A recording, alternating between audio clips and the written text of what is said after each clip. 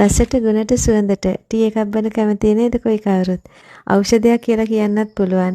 ඒ වගේම සුවඳට තේ එකක් බොන ටිකක් වෙනස් විදියකට තේ එකක් හදාගෙන බොන්න පුළුවන් මේ ටී පවුඩර් එක හදාගත්තාම.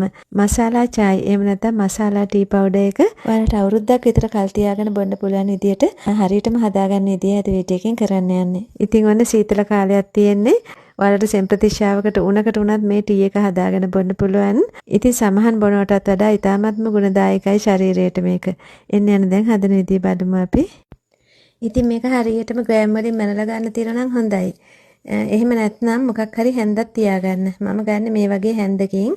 මේක සාමාන්‍ය මේස හැන්දට වඩා චූටක් ලොකුයි වගේ. කරදමුංගු. එහෙම නැත්නම් මෙනසාල්. ග්‍රෑම් 10ක් මම අරගත්තා. ග්‍රෑම් 10ක් කියන්නේ ඉතින් ගොඩාක් අල්ලනවා. මේ හැන්දෙත් දෙකක් මම අරගත්තා. ඊට පස්සේ කරාබනැටි. කරාබනැටි පුරවලම එකක් ගන්න ඕනේ නැහැ හැන්දෙන්. චූටක් අඩුවෙන්, බාගෙට ටිකක් වැඩියෙන්. ග්‍රෑම් වලින් ගත්තොත් 7ක් විතර. ඊට පස්සේ ගම්මිරිස්. ගම්මිරිස් හැන්දෙන් එකක් ගත්තමම ඒ කියන්නේ ග්‍රෑම් 10ක්. ගම්මිරිස් ටිකක් බරයි.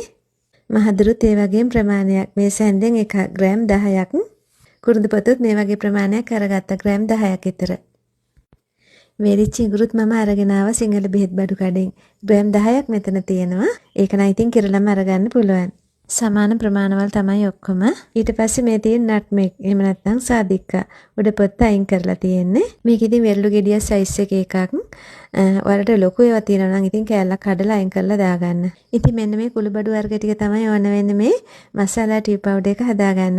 ප්‍රතිශක්තිකරණයට ඉතාමත්ම වටිනා මේ සියලුම කුළුබඩු වර්ග. ඒ වගේම තමයි ශරීරයේ මේද දහනයටත් ඉතාමත්ම වටිනා මේ ටික. වියලි ඉඟුරු කියන්නේ ගොඩාක් තදයි. ඒ ටික මම තලා ගන්නවා. සාතික ගෙඩියත් ඉතින් ඒකටම දාලා මන් ටිකක් උඩු කරගත්තා. දැන් හරි.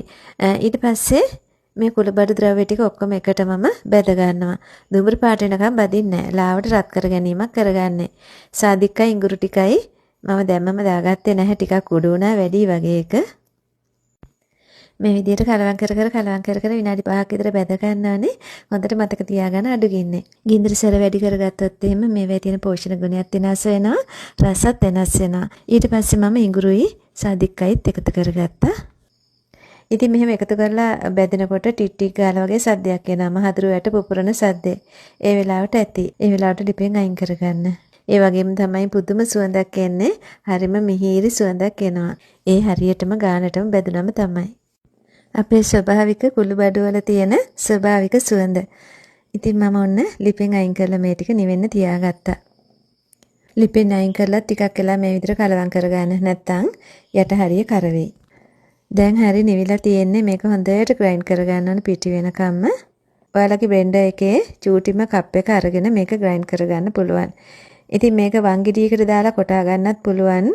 ඉතින් එහෙම වුණොත් චූටි ගංගිඩියක දාලා කොටා ගන්න අතින් වහගෙන වගේ. මොකද නැත්තම් සුවඳ ටික මේකේ සැර ටික ඉවත් ඒ ඔයාලා කොටලා ඉවර වෙනකොට. ග්‍රයින්ඩර් කප් එක රත් වෙනවා. නවත්ත ග්‍රයින්ඩ් කරගන්නානේ. තුනී පවුඩර් එකක් වෙනකන් ග්‍රයින්ඩ් කරගත්තොත් හොඳයි. ඊට පස්සේ වියලි පිරිසිදු බෝතලයකට දාලා කල් තියාගන්න පුළුවන්. මේක නරක වෙන්නේ නැහැ. අවුරුද්දක් විතර තියාගන්න පුළුවන්. දැන් මම ඔයාලට රස මසාලා ටී එකක් හදාගන්න විදිහ පෙන්නන්නම්. මම කඩේ තියෙන ෆ්‍රෙෂ් මිල්ක් කප් එකක් අරගත්තා. කොප්පෙන් එකක්. ඒ වගේම වතුරත් ඒ ප්‍රමාණයටම අරගත්තා. ඉතින් මේ විදිහට අරගත්තාම දෙන්නෙකුට ඇති වෙනවා. දෙන්නෙකුට මසාලා ටී හදාගන්න පුළුවන්.